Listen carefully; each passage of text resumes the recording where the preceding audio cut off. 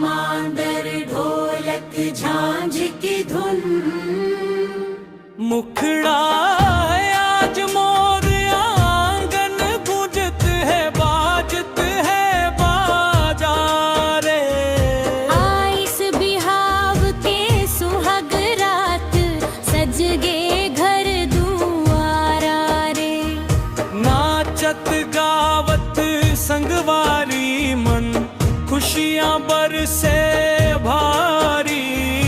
आइस दुल्हा राजा ले जाए बर मोर लाडो दुलारी। आइस दुल्हा राजा ले जाए बर मोर लाडो दुलारी।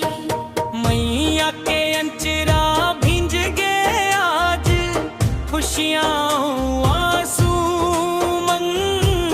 बाबा देखत चुपचाप खड़े अपन नौनी के रूप मन। सखिया मन गावत बिहाव गीत हंसी ठिठोली होवतत। फूल जैसन नौनी आज ससुराल बर सजत तत। फूल जैसन नौनी आज ससुराल बर सजत। चूड़ी खन खन पायल बाजे महके महुआ डारी। देरी मन जोत जले है आज आए नई जिंदगी प्यारी। दूल्हा संग ले फेर घुमाही अग्नि के साक्षी मन। सात जन्म के बंधन जुड़ गे प्रेम भरे विश्वास मन। सात जन्म के बंधन जुड़ गे प्रेम भरे विश्वास मन।